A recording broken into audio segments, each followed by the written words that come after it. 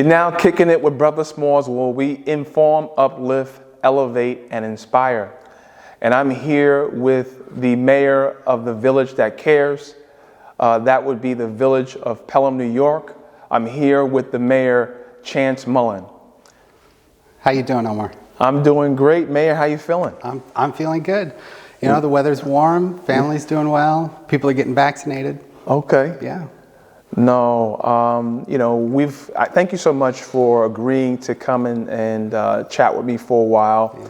And, we've worked with each other, for the last 2+ years. Yeah. And I really appreciate when I was leaving, you were saying, hey, I want to be on your show. And you did that in front of, a live TV audience. And I really appreciate that, Mayor. Yeah, thank you. Yeah. It was really just to get you to commit in front of the public. I couldn't deny it. Yes. No, Mayor, you've been the mayor for approximately 2 years. Yeah. And it seemed like once you became mayor, there was just event after event after event. It was almost like you were dropped in a fiery cauldron, with various issues. And then to top it all off, the global pandemic hit. Yeah. How has that been? Tell us about that. Well, it definitely has felt a little bit like, out of the frying pan into the fire just over and over again. But the truth is, I knew going in as mayor that was going to be the situation we were in. When I came in, our garbage provider was on the verge of losing their license. They were in bankruptcy court. Turns out they did lose their license, spiked our budget. When I came in, we were just beginning to negotiate a deal with a private developer to help us deal with our firehouse that's fallen down, our parking garage that's falling down. So I knew kind of coming into it, we were going to have a tough budget to deal with, and we were going to have to realign that. We have long-term infrastructure, our sewers, our facilities that we have to deal with. It'd be great to deal with those without a global pandemic dropping on top of that, but as difficult as it's been, I feel very lucky because I'm the one person in the community who actually gets to see kind of how heroic everybody else is being. Mm-hmm. I know the work that the nonprofits are doing. Mm-hmm. I know what the chamber's doing. Mm-hmm. I know that the volunteers who are making masks and sending meals to first responders and to doctors and nurses. And so as challenging as it's been, I feel really privileged to have been mayor at a time when so much is happening. Mm-hmm. Because it's inspiring, Right. And I think the other piece of it is in a small community like the village of Pelham, you sign up because you want to contribute. You want to sort of influence and make an impact on the community where you live, where you're raising I've got an 11-year-old son. Mm-hmm. And you really couldn't pick a better time to make a contribution, So it's been challenging, but all in, it's so worth it. It's so worth it. Got it. And you're not originally from Pelham? No, I'm originally from Southwest Kansas, Garden City, Kansas. Probably, most people probably don't even know it exists around here. But yeah, I grew up, born and raised Southwest Kansas, went to Kansas State University. Started off I got my degree as an actor in theater. Mm-hmm. Then moved to Chicago for a year. Then moved to, I applied for grad schools for acting, and my wife, then girlfriend at the time, was going to the University of Washington in Seattle. And so I applied for the University of Washington and for Yale. I got into both, and I turned down Yale, which I'm going to put on my gravestone. Smart guy. I feel really good about that. Smart guy. Yeah, and I know your wife. Hey, that's I met right. your wife. You're a smart guy. I'm a very smart guy. So then moved out to Seattle for 3 years, then came out to New York City, and then in 2012 came out to Pelham. And what attracted you about Pelham? Yeah, I mean, there were so many things. When we first came out to Pelham, it was 2012, coming out of the recession, and we had a really hard time. So we kind of came crawling into Pelham, truthfully. And we knew we couldn't afford the city. We had to find a community that was slightly lower cost of living. We rented an apartment for the first 6 years we were there. We wanted good schools, got great schools. The Picture House. The Picture House is an art house right in the middle of town. We, as actors who had been working in the city, we were nervous about sort of the suburbs. But when we saw the Picture House, we thought, okay, we can do this. Yeah. And now Francine, my wife, is the director of education at the Picture House. And so we were really just looking for a place to rebuild. And that's exactly what we got. And it's been quite a journey since we moved there, but it's such a beautiful community, and we have so many friends and just deep relationships with people. So your affinity for the village has grown. Oh yeah. I mean, and I think that's always how it is with any community. You know the good things. You know the things that people talk about. You know you're going to have good schools. You know that it's relatively safe. You're right by the train. You have a quaint little downtown. But it's the stuff that you find out once you move somewhere. Got it. That's when you fall in love. Got it. No, that's good stuff. You talked a bit about the challenges that the village is facing. Give us the upside. What's on the horizon for the village of Pelham? Yeah. Well, there's a lot of upside actually. There's an upside to the pandemic. Okay. The pandemic added some urgency to the work that we knew we needed to do, and so now I think that there's really broad-based will to encourage redevelopment of our downtown and revitalize it. We've put dining areas all through the streets and in the sidewalks and in the park, and people are loving it.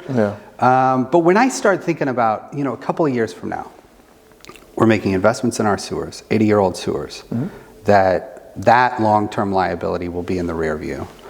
We're going to have a new municipal center with fire department, police department, village hall, building department, all in. We're going to have a brand new elementary school right behind my house. They're building it now. It's not quiet. We're going to have 2 new bridges. Lincoln Avenue is going to be newly repaved and restructured. We would like to swap out all of our traffic lights. So even though it's difficult right now, it's change. And eventually you get to the other side of change. And then you get to kind of enjoy the fruits of your labor, and that's going to be a really exciting time. No, that infrastructure improvement is so key, right, to a growing and developing community. We were talking before we started. I had an interview with the mayor of Mount Vernon, Sean Patterson Howard, and she talked about the needs of, putting resources into the infrastructure and how important that is. Mayor, again, we worked together. I was the village administrator in Pelham, and one of the pieces of information or pieces of advice that I got when I was looking for an administrator manager position was, you bring you to the task of what you're doing, but it's very important that you have a board that works with you, that is forward thinking, that allows you to manage and that sort of thing.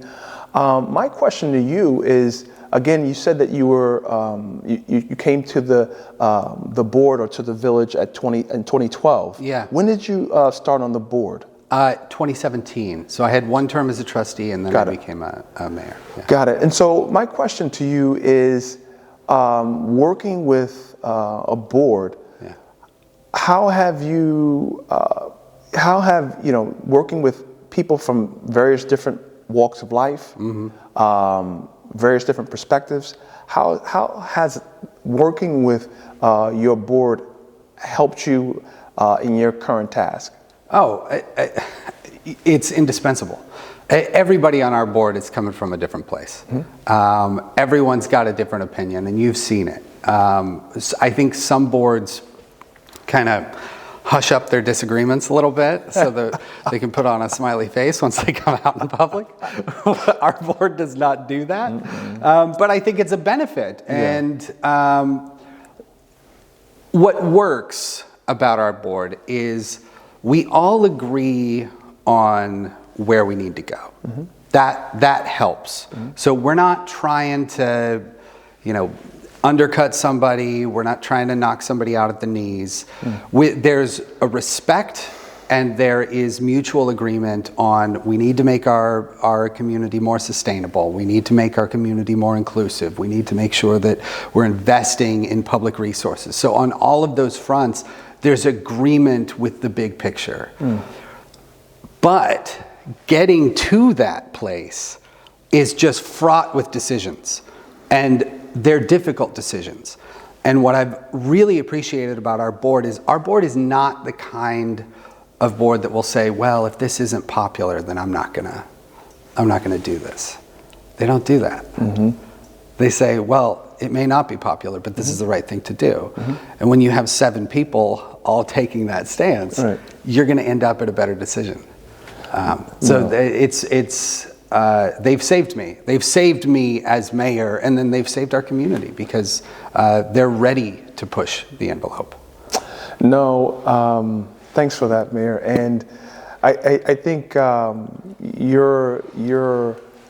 again, we've worked with each other for 2+ years, and one of the things that I've noticed about your style of addressing issues is your ability to hear and want to hear and listen intently to various different perspectives, various different voices. You're open to people's points of view, and that's one of the things that I thought were I think it's just a great ability that you have is your openness to different perspectives. Where did that come from? That openness to just kind of hear the various different points of view and it's not as common as you would hope it would be.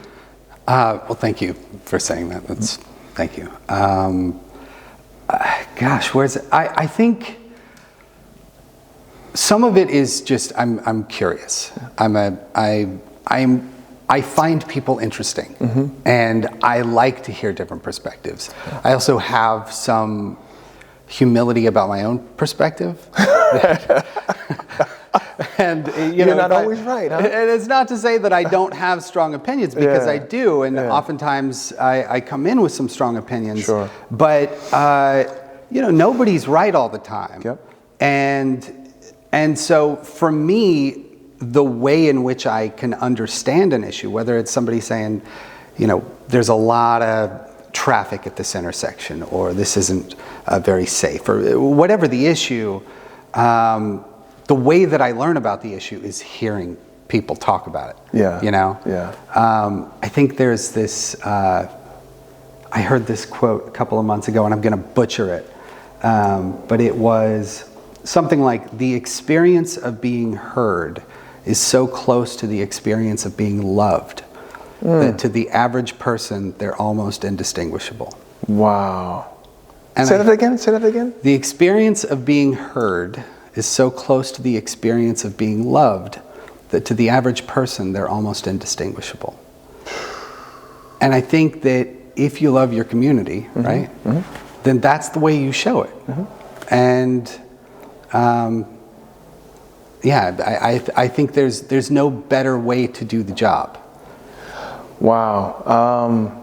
That goes right into what I wanted to ask you next. I mean, I think, the village has gone through a process, and I think all New York municipalities actually was charged to do this, and I'm talking about police reform. Yeah. I believe it's Executive Order 203, where the governor mandated that all municipalities in New York State needed to look at with police departments, needed to look at their police department and see ways where they can improve the police community dynamic. Can you talk a little bit about that? Yeah. And I always, whenever I'm talking about this, I think it's important to clarify that for the village, it wasn't the governor's order that pushed us down this path. It was actually, we had a lot of residents show up in our park with marches and rallies. There was a vigil for 27 days straight.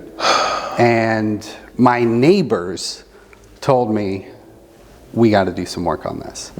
And we kind of organized a steering committee of 6 black residents, met for, I think, 18 meetings, 5 months, generated a report with about 50 recommendations, 45-page report.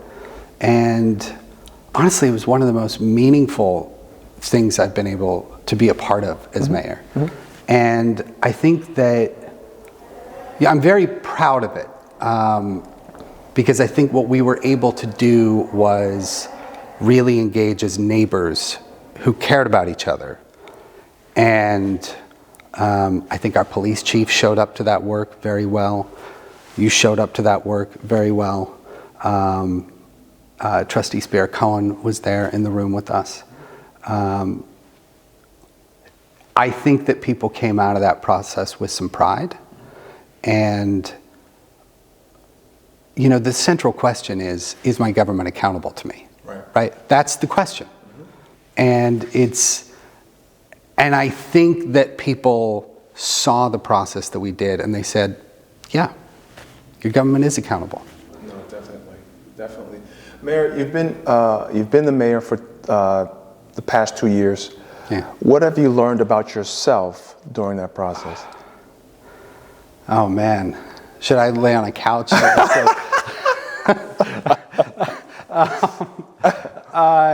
I have learned that if I don't have enough time with my family, I don't make very good decisions. That's what I've learned. That there were stretches of time where, especially this time last year, where there was just no time to just, it sounds silly, but play video games with your kid. Right? Things like that. And I'm not at my best at that time, in those times. So I gotta keep that in mind. Anytime I start to get grouchy, it's usually because, you know what? I actually need to take some time, go spend time with my wife, go spend time with my son. No, it's so important. While I was there in the village, I brought my daughter, Sophia, to the office. Yeah. And one of the things, I had the board, in the office, and she's doodling on the board, and she writes something that stayed in that office, the time that I was in the office, and it was family first. And it was, again, it was just a sign there. She family first. And, I just would look at that sign and again, it would provide, a bit of focus, because again, like you said, you can kind of get inundated with so many different other vying issues. Mayor, that we're in March, and March is Women's History Month. Yeah. I wanted to ask you if you could name a woman in history or in your life that's made an amazing impact in your life. Oh, sure. I'll name 2 actually. Okay. First, obviously, my mother. Yes. She passed away when I was 20. Wow. But growing up, I was always loved, and I always knew that I was loved. And not the kind of always soft kind of love. You know, sometimes. Right. Sometimes, you know, it's stop griping kind of love. But she made a tremendous impact on me, and I think she sort of had within her such a. What's her name? Karen K. And she had within her such a compassion for other human beings that really impacted me. And then the second person I'll name, this is easy, my wife, Francile. On every level. I mean, first as just as a partner and as someone I'm in love with.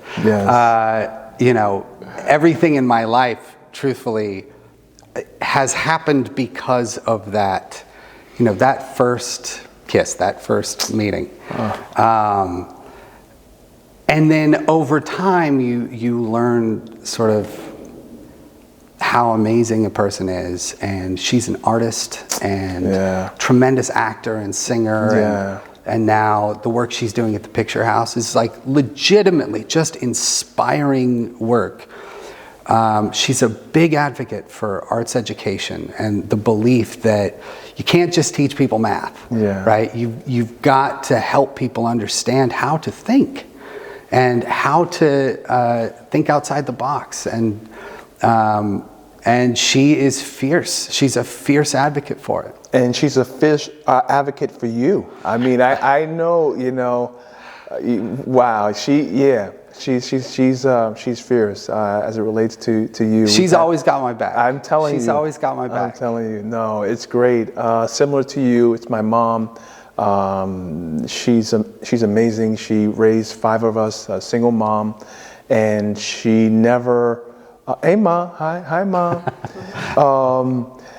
She never.